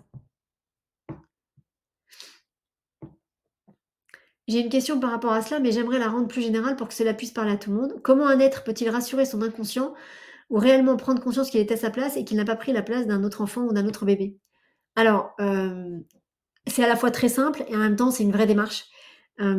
C'est pas ton inconscient. Je me permets de te tutoyer, tutoyez-moi les amis, ça me permet de rester bien connecté à vous et à vos enfants intérieurs et aux bébés en général. Euh, Comment un être peut-il rassurer son inconscient ou réellement prendre conscience qu'il est à sa place et qu'il n'a pas pris la place d'un autre bébé ou enfant? En fait, c'est pas ton inconscient qu'on va aller, c'est pas ton inconscient qu'on va aller rassurer. Euh, on va pas te faire prendre conscience que tu es à ta place. En tout cas, dans ce que moi je propose comme travail, c'est pas ça qu'on va faire. Ce qu'on va faire, c'est que, par exemple, tu vas venir me voir en me disant, voilà, j'ai des problèmes, je me sens pas légitime et tout ça. Hein. En général, quand les gens viennent me voir, c'est parce que l'enfant intérieur est pas loin. Donc, en général, ça nous envoie à cette partie-là de votre histoire. Et en fait, c'est pas à l'adulte qu'on va parler. On va aller parler au petit. On va aller parler au petit David qui, dans le ventre de sa maman, s'est rendu compte qu'il y avait la présence d'un autre enfant avec lui et qui a compris des choses. Il a compris des choses avec son émotionnel, mais il a compris des choses. Et je vous disais tout à l'heure, un enfant qui est... alors là, c'est pas un jumeau, c'est un bébé d'une fausse couche ou d'un accident de vie d'avant, mais énergétiquement parlant, c'est pareil. Imaginez ce petit bout de chou, là, il arrive, il est tout joyeux, tout innocent, il arrive dans une pièce et il y a déjà un copain qui est là. Si le copain il est sympa et qu'il est en place, ils vont passer 9 mois à interagir tous les deux. Voilà. Et quand votre petit, enfin quand le petit, donc quand vous allez devoir sortir du ventre de votre maman et que le petit va pas suivre, eh ben ouais, la légitimité, ça peut venir de là. Donc en fait, c'est pas l'adulte qu'on va aller soigner. Quand ça vient d'une thématique de l'adulte, bah voilà, on le soigne au niveau de l'adulte et voilà. Mais j'ai envie de te dire, en tout cas, quand les gens viennent me voir, je te dis 9 fois sur 10, c'est l'enfant intérieur, donc en général, c'est pour ça qu'ils viennent. Il y a un truc qui doit se passer au niveau subtil. Les enfants intérieurs, ils doivent dire va voir Bubu, Bubu, il sait, Bubu, il nous comprend. Donc en général, on arrive là. Et donc, c'est pas à l'adulte qu'on va aller parler. On va aller rassurer, on va aller expliquer les choses au petit que tu as été, donc au bébé que tu as été. Et on va lui expliquer, alors on va lui expliquer ce qui s'est passé, mais c'est surtout qu'en fait, lui, il va nous montrer pourquoi il se sent pas légitime. Parce qu'en vrai, c'est pas toi qui te sens pas légitime, c'est le petit, parce qu'il se dit pourquoi moi je sors du ventre de la maman alors que mon copain il reste là. Pourquoi il vient pas avec moi? Pourquoi voilà. Et autour de ça, il va imaginer quelque chose.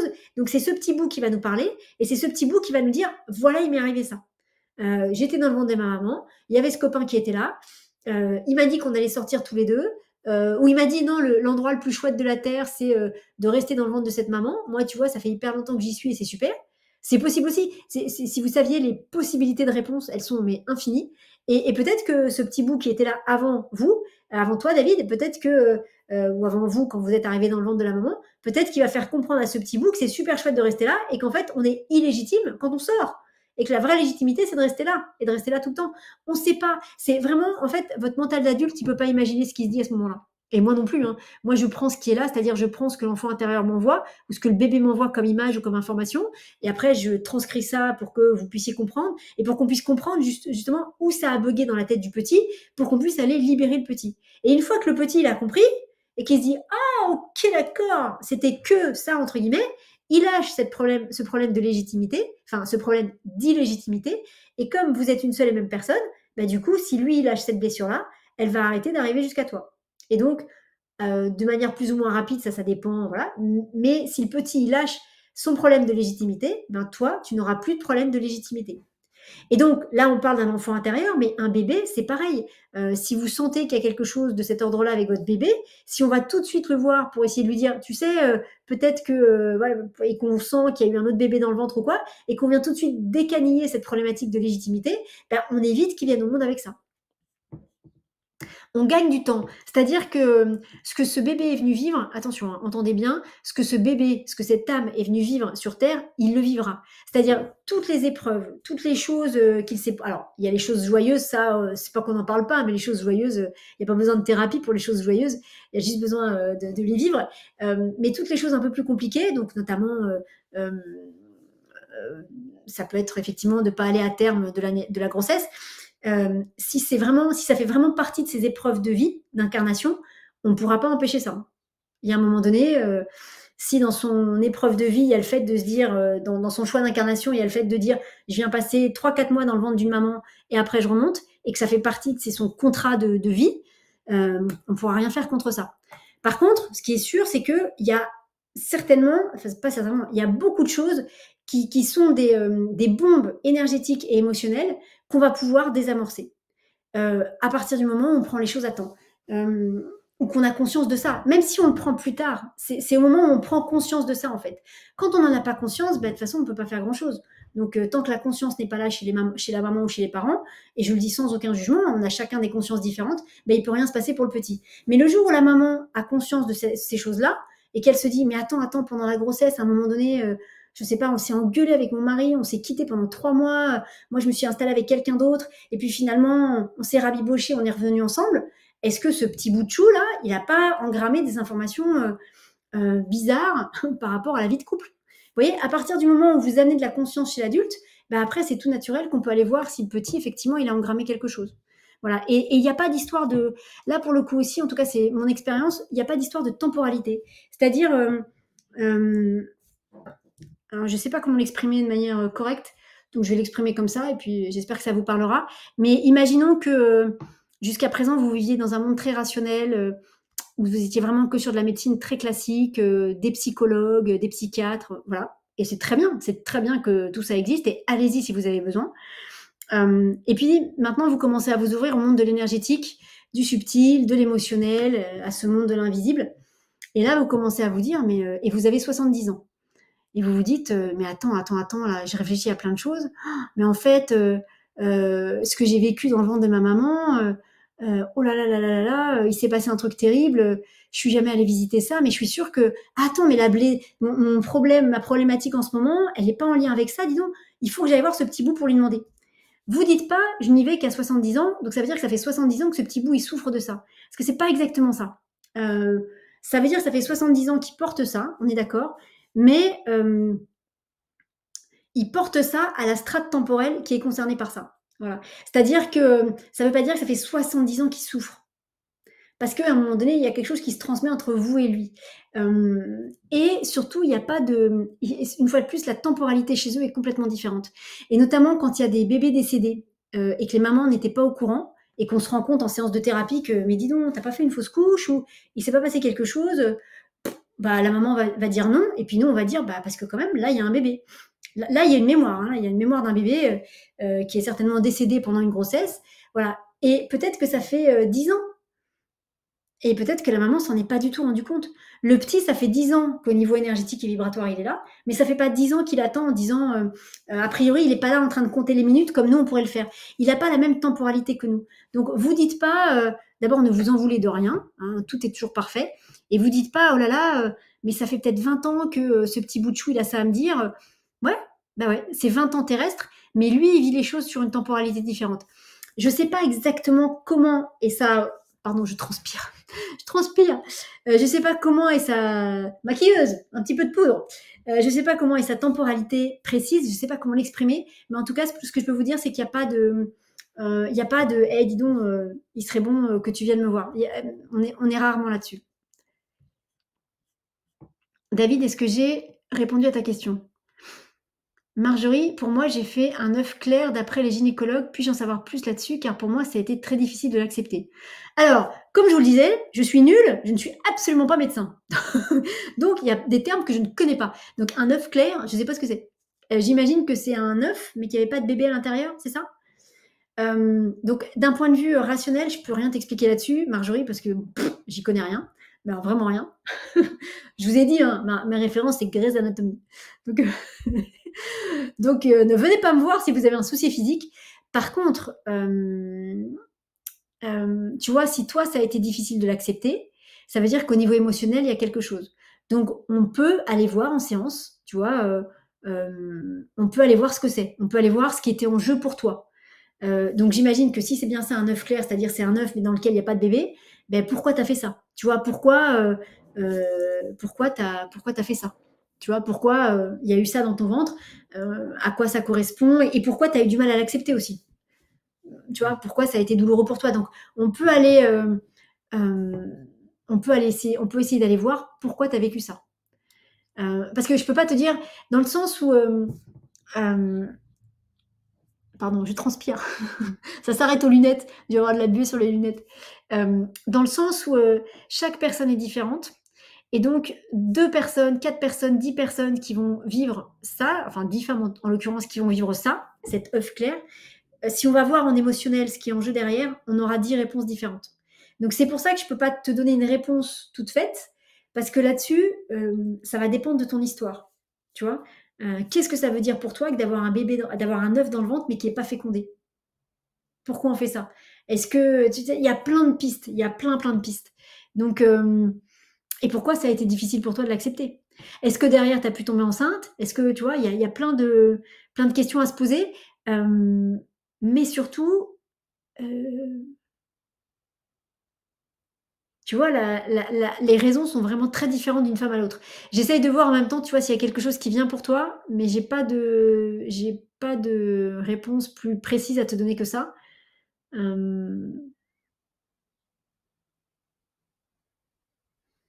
Dans une situation, il y a toujours ce qu'on appelle des bénéfices. Dans une situation douloureuse, il y a toujours ce qu'on appelle des bénéfices cachés. Un bénéfice caché, c'est, par exemple, vous êtes malade, vous êtes gravement malade, mais le bénéfice caché, c'est que vous n'allez pas travailler. Le bénéfice caché, c'est que d'un seul coup, tout le monde est super sympa avec vous. Alors que quand vous n'étiez pas malade, on ne vous parlait pas. Ça, c'est des bénéfices cachés. C'est-à-dire, il y a une situation qui est douloureuse, mais vous, alors vous vivez la situation douloureuse, hein, attention, hein, vous la vivez, mais cette situation douloureuse, vous allez, comment dire, vous allez vivre vous allez vivre, elle a des points positifs. Et ces points positifs, ils sont plus importants et plus agréables et plus importants pour vous que la maladie qui est générée. C'est-à-dire que pour vous, c'est plus important de bénéficier de ces bénéfices cachés que d'arrêter d'être malade.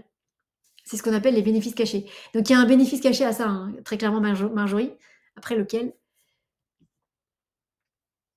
David, on a dû forcer l'accouchement pour ma part. Bah, je suis carrément pas étonnée, hein. Si effectivement il y avait un autre bébé et que, bah ouais, tu vois, c'est ce que je vous disais en tout début de conférence. À un moment donné, j'avais donné cet exemple où le petit, effectivement, il sent qu'il y a un bébé décédé avant lui et il va pas vouloir sortir parce qu'il va pas comprendre que son copain le suive pas. Entre autres, hein, il peut y avoir d'autres raisons. Mais, et donc, du coup, ça peut effectivement donner des accouchements compliqués. Ouais. Et Régine qui dit, c'est bien ça, j'ai eu plein de blessures au cours de ma vie. Ouais. Ben oui, mais ça m'étonne pas. Hein, ça m'étonne pas. Dans les quelques phrases que tu nous as partagées, il y a de quoi faire un bon travail sur soi. Que tu fais, hein, donc c'est super, c'est super. Et il n'y a pas d'âge pour le faire, ce travail-là. Donc le plus important, c'est la conscience qu'on amène. Vous savez, c'est comme c'est comme quelqu'un qui a fait des choses horribles. et qui va se confesser, et au dernier moment, il va se confesser, et au dernier moment, juste avant de mourir, alors qu'il a peut-être tué plein de gens, il va recevoir l'absolution, c'est-à-dire que le ciel va lui pardonner. Parce qu'il aura demandé pardon avec son cœur. Parce que d'un seul coup, il aura eu conscience qu'il a fait du mal aux gens. Il va être pardonné.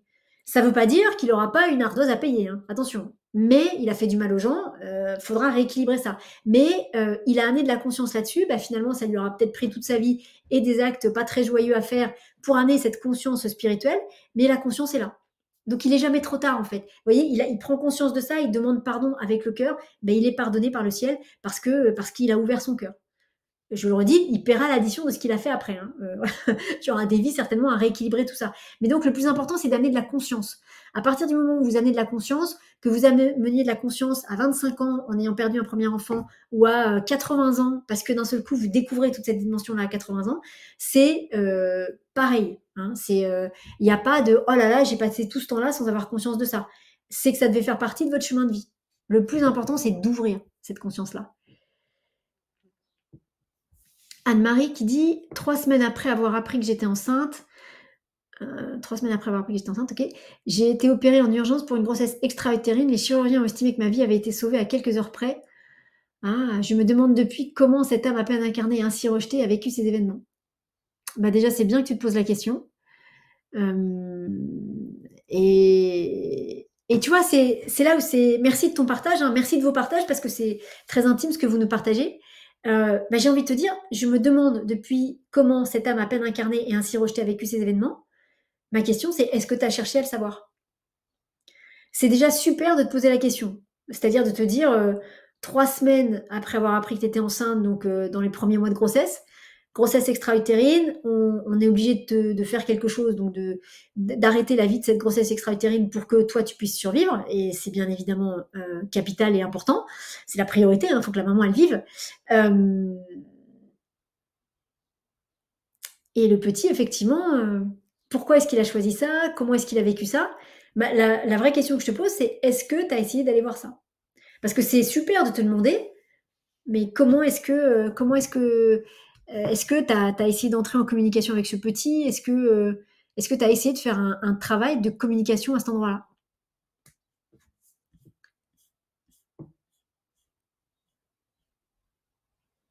Ah, il y a Cécile qui dit: «Tu sais Muriel, je ne savais pas vraiment pourquoi j'ai assisté à cette conférence ce soir.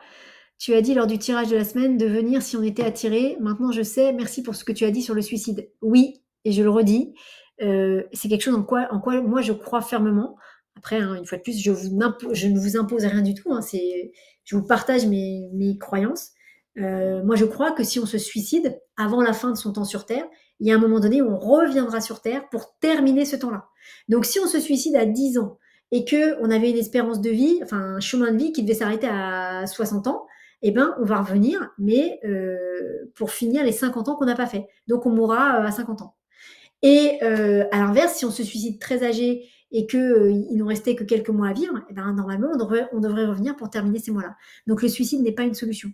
Le suicide n'est pas une solution. Et il y a vraiment des nettoyages. Alors, Cécile, si tu es concernée par ça, si tu te sens pas bien, va voir un thérapeute, va voir quelqu'un. Hein. Tu peux venir me voir moi, va voir quelqu'un. Ne te laisse pas prendre par ça. Et il y a un exercice assez simple que tu peux déjà faire. C'est un exercice de Serge Boutboul, dont je vous recommande toujours aussi chaleureusement le travail. Je vous le partage. Cécile, fais-le pour toi si toi tu es concernée. Et si vous connaissez des gens qui vous parlent de suicide, parlez-leur de l'exercice. S'ils ne sont pas capables de le faire, demandez-leur s'ils sont d'accord pour que vous le fassiez pour eux. C'est un exercice à la fois tout simple et de visualisation où vous visualisez un tube que vous allez mettre comme ça, clac, dans votre chakra du cœur. Hop là. Vous visualisez un tube que vous pouvez tenir entre vos mains comme ça, et ce tube, on va le faire comme ça, vous le faites rentrer dans votre chakra du cœur, cet espace entre les seins, donc dans votre chakra du cœur à vous ou dans le chakra du cœur de la personne. Et vous faites comme si vous l'enfonciez dans le chakra du cœur pour qu'il rentre bien. Et le tube, l'idée, c'est qu'il va rester en place un moment, pendant plusieurs heures. Vous pouvez le laisser en place 24 heures maximum, parce qu'après, ça fatigue trop. Et l'idée, c'est que quand vous allez le mettre dans le chakra du cœur, ça va faire rejaillir à l'intérieur, ouais, ça le fait, ça va faire rejaillir à l'intérieur de ce tube toutes les charges, toutes les charges et toutes les émotions négatives de la personne. Alors, ça marche bien évidemment aussi hein, pour d'autres thématiques que le suicide, mais quand on a envie de se suicider, faites ça, ou si vous avez quelqu'un dans votre entourage qui est pris par ça, faites-lui le tube, parce qu'en général, Serge, il a beaucoup de témoignages là-dessus, c'est que les personnes lui disent qu'elles veulent, qu'elles en peuvent plus, que c'est dur, et oui, c'est dur la vie en ce moment, hein, vraiment c'est dur. Donc déjà, on tient bon, on est tous des warriors de tenir bon, et donc vous mettez ce tube-là, vous laissez, pendant que le tube est en place, vous pouvez faire d'autres choses. Hein, vous le mettez avec le geste avec les mains, puis ensuite vous enlevez les mains. Et en fait, ce tube, il va se remplir de toute la noirceur que vous avez dans votre cœur. Et en général, ça permet, en général, hein, ça suffit pour enlever les pensées suicidaires. Ça ne résout pas vos problématiques, mais ça permet d'enlever ce truc de je veux me foutre en l'air. Et donc, vous laissez ça un bon moment. Ça peut être quelques minutes, 10 minutes, une demi-heure, une heure ou deux. Et ensuite, hop, vous remettez les mains dessus et vous visualisez que vous le tenez, que vous le sortez du chakra du cœur. Vous mettez un bouchon, c'est comme si c'était une bouteille. Vous mettez un bouchon pour que le noir reste à l'intérieur. Et ensuite, vous balancez tout ça dans un lac de lave-en-fusion. Voilà. Et alors, hein, on peut le faire évidemment à recommander, mais à 1000% pour des pensées suicidaires. Et après, vous pouvez le faire régulièrement juste pour nettoyer votre chakra du cœur quand vous avez de la tristesse, de la colère.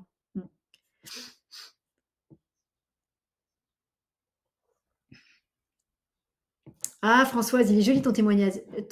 J'ai fait une fausse couche à 4 mois de grossesse. Ok, je l'ai dit à ma fille qui est née 2 ans après. Déjà, super de l'avoir dit. Vraiment, super de libérer la parole. Parfait. Elle me demandait alors si cette fille était née.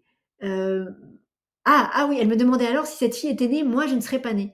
Je ne savais pas quoi lui dire d'autre que c'est elle qui a décidé de naître. Alors, tu as raison, hein, c'est elle qui a décidé de naître, mais peut-être aussi que, peut-être tu l'as dit aussi ça, hein, on est certain que c'est un choix d'âme et que les âmes décident de s'incarner ou pas. Mais peut-être que à ce moment-là, ta fille, alors je ne sais pas à quel âge elle t'a demandé ça, mais peut-être que pardon pour les mots que je vais utiliser parce que je ne te juge, mais en aucun cas, mais vraiment jamais, ni personne. Mais peut-être qu'à ce moment-là, la meilleure des réponses aurait été que en fait tu la voulais de tout ton cœur, que tu voulais que elle soit là de tout ton cœur, que c'est pas un bébé pansement, c'est pas un bébé pour réparer la grossesse d'avant ou la fausse couche d'avant, tu vois, que juste toi, tu avais super envie que cette petite elle vienne au monde et que bébé décédé ou pas bébé décédé avant, euh, tu voulais qu'elle soit là. Alors il se trouve qu'elle arrive là après un bébé décédé, mais tu vois, juste de lui dire que quoi qu'il arrive, tu la voulais, quoi, tu la voulais vraiment.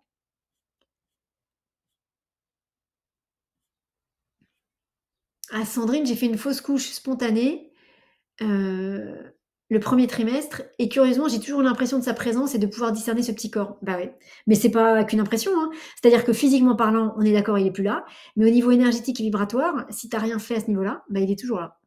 Alors après, je sais pas, tu vois, chaque cas est vraiment différent, mais qu'est-ce que ça veut dire pour toi qu'il soit encore un peu là, tu vois, qu'il y ait cette présence-là? Qu'est-ce que ça implique dans ta vie de femme, dans ta vie de maman, tu vois? Mais oui, c'est tout à fait possible, hein. Et alors c'est super parce que si tu as l'impression de sentir sa présence et de pouvoir discerner ce petit corps, j'ai envie de te dire, d'abord peut-être que ça aide pour faire son deuil, c'est possible. Mais par contre, le jour où tu es en place et le jour où tu es prête à ça, puisque tu le sens, bah, tu peux presque l'accueillir comme si tu allais le prendre dans ton ventre avec tes mains, fou, pour le mettre comme ça à la lumière, lui dire plein de jolies choses, tu vois, lui faire des câlins, des bisous, tout ce que tu veux, lui dire que tu es désolé que ça soit passé comme ça, mais qu'on n'y peut rien, lui dire que tu l'aimes infiniment et que peut-être vous reverrez à un autre moment, et puis l'aider, comme ça, tout doucement, à monter vers la lumière. Tu peux, hein?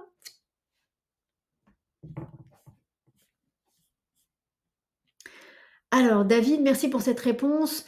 Et merci aussi à Françoise, car c'est une question qui, comme ta fille, je me suis posée, mais je pense que je n'ai jamais osé poser comme ça à ma mère, et je crois que cette réponse résonne pour moi. Ok. Ah, Sandrine, œuf sans embryon dont le développement s'est arrêté. Ok. Ok. Merci, ouais. Béa, de même, j'ai su le même jour que j'étais enceinte et que je perdais car fausse couche en hémorragie. Ah, c'est chaud ça, hein. Ouais. Ouais, ouais, ouais. Ah oui, là, c'est. Ouais. Bonjour, au revoir. Ah bah attendez, restez un peu quand même, non? Ah oui, c'était aussi ça dont je voulais vous parler, c'est que, bien évidemment, une fois de plus, que c'est douloureux et que, je respecte à 1000 milliards de pourcents, toute la tristesse, l'incompréhension que peuvent avoir la maman et les parents. Mais au final, la connexion avec ces petits bouts de chou-là, qui sont pas venus à terme, c'est quelque chose qui va ramener de la joie à un endroit où il y a de la tristesse. C'est-à-dire que, en fait, vous allez communiquer avec ce petit être, ça va vous faire beaucoup de bien. Lui, ça va lui faire du bien parce qu'il va pouvoir exprimer, pourquoi il a vécu ça et en tout cas comment il a vécu ça.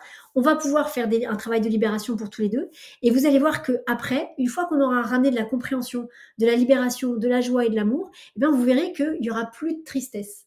Je dis pas que tout sera facile, parce que ça dépend de chaque personne, mais il y aura plus cette tristesse, parce qu'il y aura eu une connexion. Il y aura une connexion comme ça, et cette connexion, elle va perdurer après. C'est-à-dire qu'une fois qu'on aura recréé le lien, qu'on aura reconnecté, qu'on vous aura vous reconnecté avec votre bébé, voilà, vous allez voir que ça crée quelque chose de très joli, qui ensuite va perdurer dans le temps. Cette connexion lumineuse et joyeuse, elle va perdurer dans le temps. Donc, et elle va devenir une force pour vous et pour ce petit. Ce petit, ça va lui permettre d'aller là où il doit aller pour continuer son chemin d'âme. Et vous, ça va vous donner de la force. Euh, Pas parce que vous aurez vécu une expérience compliquée, mais parce que vous serez nourri par cet amour qui vous relie tous les deux. Et dans cette reliance-là, il n'y a que de l'amour et il n'y a pas de tristesse. Donc, ok, vous n'êtes pas là au même espace-temps, dans le même espace-temps ensemble, mais il se passera quelque chose de très joli entre vous deux. Oui, François, ce qu'il dit, il y a des personnes qui ne veulent pas perdre leur statut social d'empathie de la part de l'entourage. Ben oui. Ouais. Mais après, c'est intéressant d'aller s'intéresser à pourquoi. Pourquoi on a besoin de cette reconnaissance-là. Alors, Françoise, lorsque ma fille a quitté mon ventre à 4 mois de grossesse, j'ai refusé de la voir par peur de la mémoire de cette vie. Je pense à cet anniversaire chaque année. Eh ben, il serait peut-être temps d'aller la voir alors. C'est ok hein, d'avoir refusé de la voir à ce moment-là, d'abord parce que tu as choisi, hein, voilà. Et qu'une fois de plus, il faut d'abord prendre soin de la maman. Il faut d'abord vraiment parce que c'est quand même, quelque chose de très douloureux, c'est quand même très dur, hein, ce qui vous arrive, quand ça arrive, surtout dans certaines conditions. Donc d'abord respectez-vous et ne vous jugez jamais de comment vous avez réagi. Mais une fois qu'on commence à se sentir un peu plus en place et qu'on a une conscience différente, hem, tu penses à cet anniversaire chaque année, j'ai envie de te dire, peut-être que cette année, est une bonne année pour aller, à la fois fêter cet anniversaire, mais créer du lien quoi, recréer le lien entre toi et cette petite. Quand j'ai posé la question à mes guides, ils m'ont dit que je devais comprendre cette leçon, que l'âme de mon bébé avait poursuivi ses cycles d'incarnation. J'en ai conclu que son séjour dans mon corps était programmé, que sa mission était de m'enseigner cette leçon de vie. Ouais, c'est possible, c'est possible.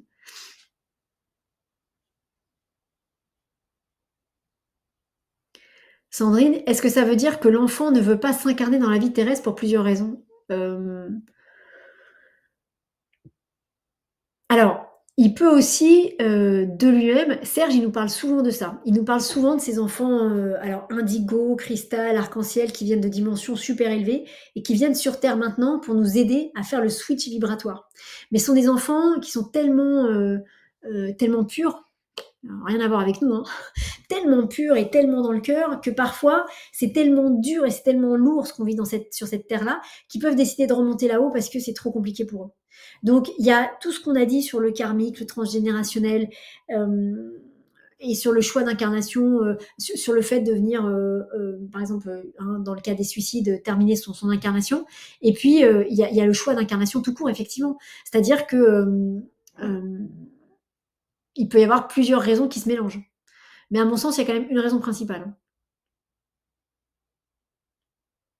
Et il peut y avoir des enfants qui décident de ne pas rester parce qu'effectivement, ils se disent: «Non, non, mais ça va être trop compliqué, c'est trop dur, je me suis programmé un environnement qui est trop lourd, trop compliqué, je vais pas y arriver» et hop, je remonte là-haut. C'est possible aussi. Alors Françoise, je sais que je dois dire à mes 2 enfants les 2 avortements avant la naissance attends. Je sais que je dois dire à mes enfants les 2 avortements avant la naissance de mon fils que je ne voulais pas laisser naître pour le garder pour moi. OK? Que je ne voulais pas laisser naître. Il poussait, moi je retenais, je lui ai dit: «On se bagarre toujours, je n'arrive pas à leur dire le parcours des grossesses». Ah, tu voulais pas qu'ils viennent au monde en fait, tu voulais qu'ils restent en toi? Parce qu'il y avait eu 2 avortements avant? OK. Bah, c'est pareil quoi, ce serait chouette d'aller voir ces bébés avortés, hein. Mmh. Et forcément que ces avortements-là ont un lien après, Tu vois, ça a un lien avec toi parce qu'on peut imaginer que tu voulais le garder pour toi parce que tu en avais perdu 2. Hem,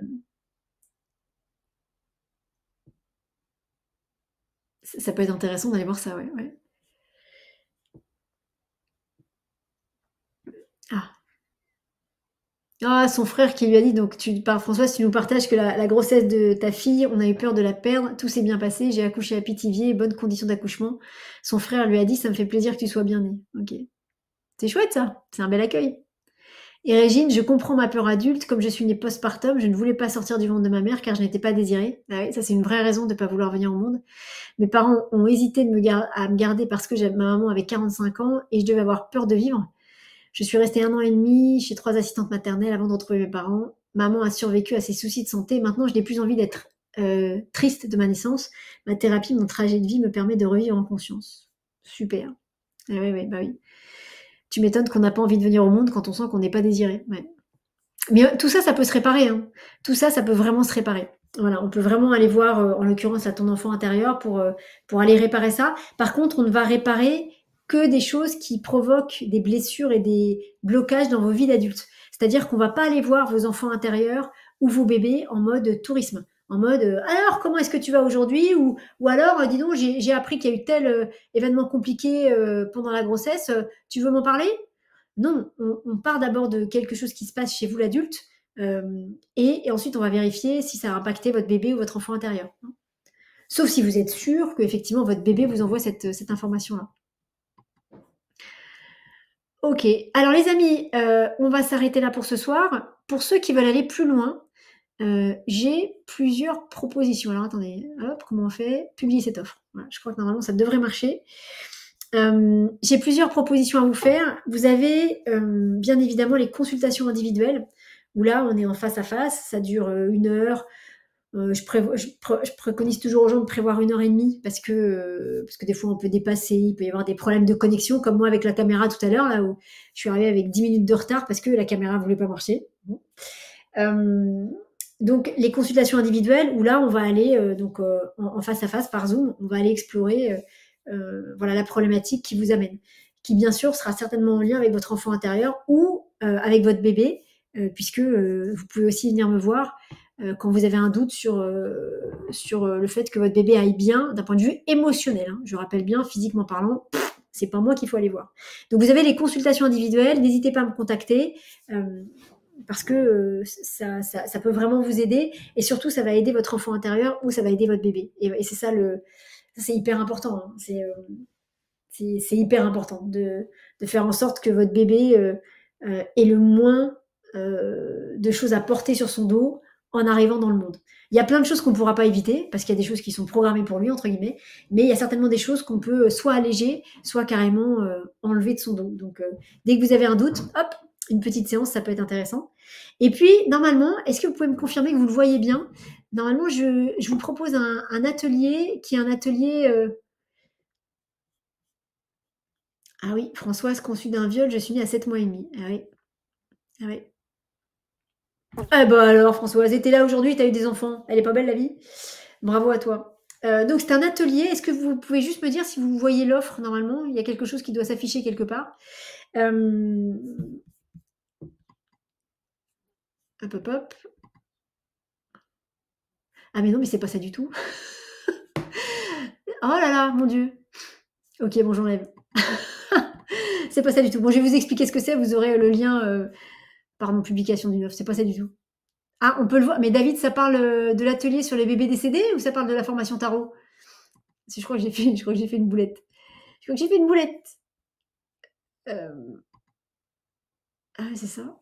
Normalement, il devait y en avoir une autre, mais bon, je vous l'explique, hein, vous aurez le lien dans le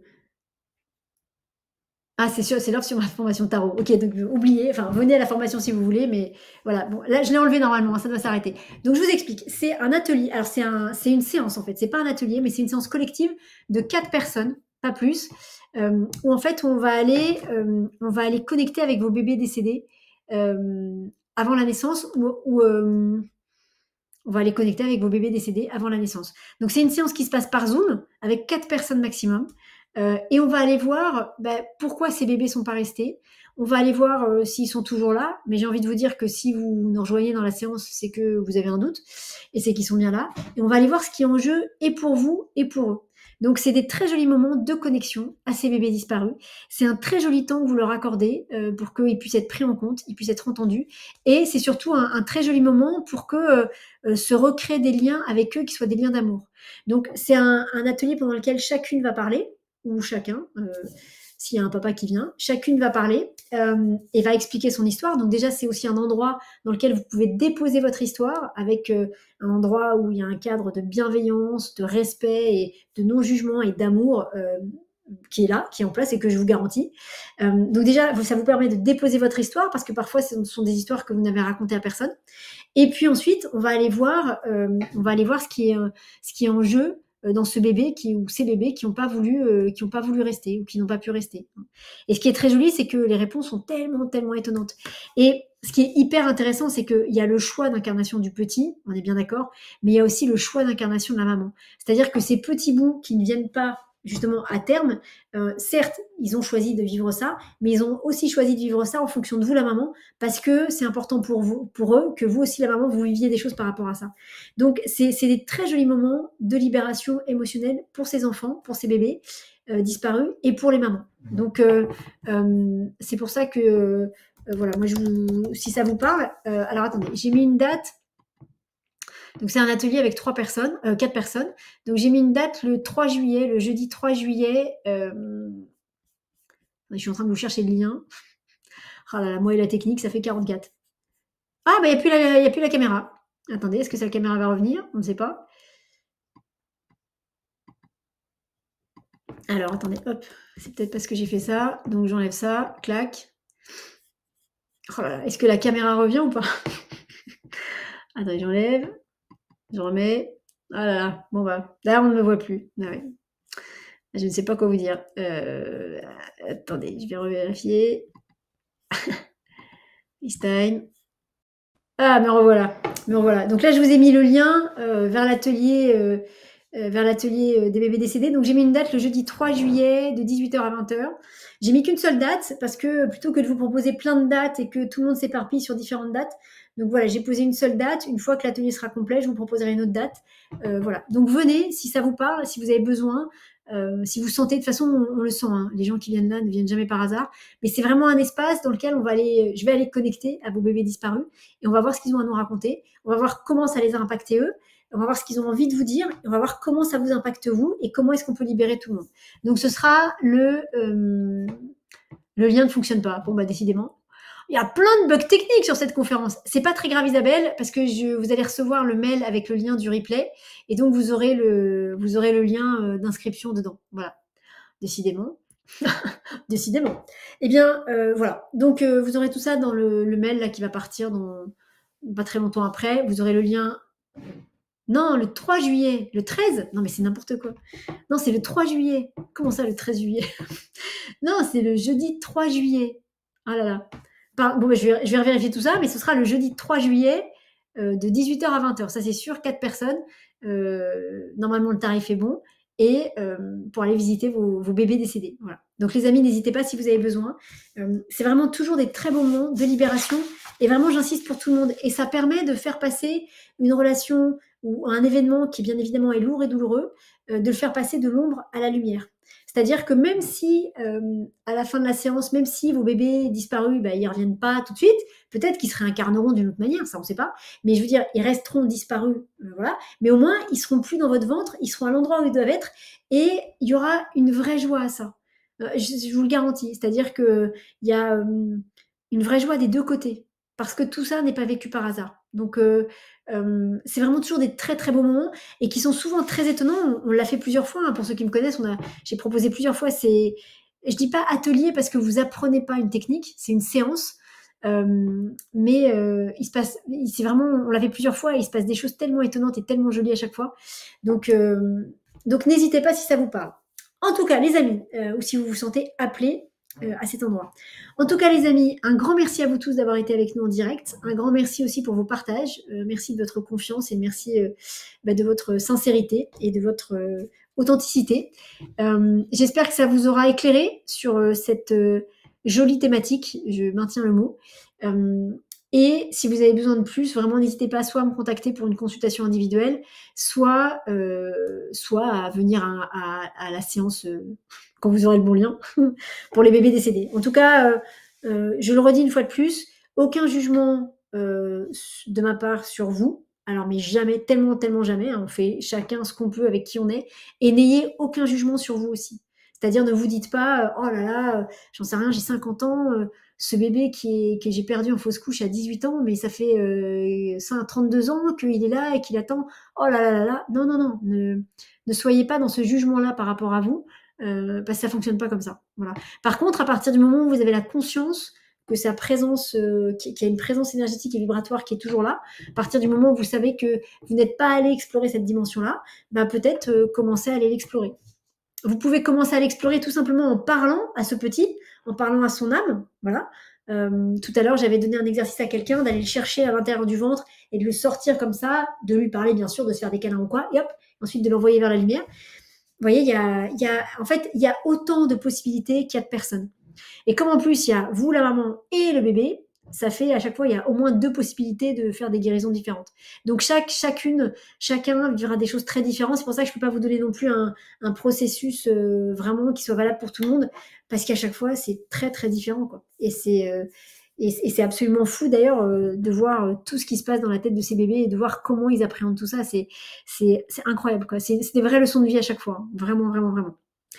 Les amis, on va s'arrêter là pour aujourd'hui. Un grand merci à vous tous. Un grand merci à tous ces bébés qui vous ont peut-être poussé justement à venir écouter cette conférence et qui sont certainement avec nous, comme ça, là, qui volettent peut-être avec nous.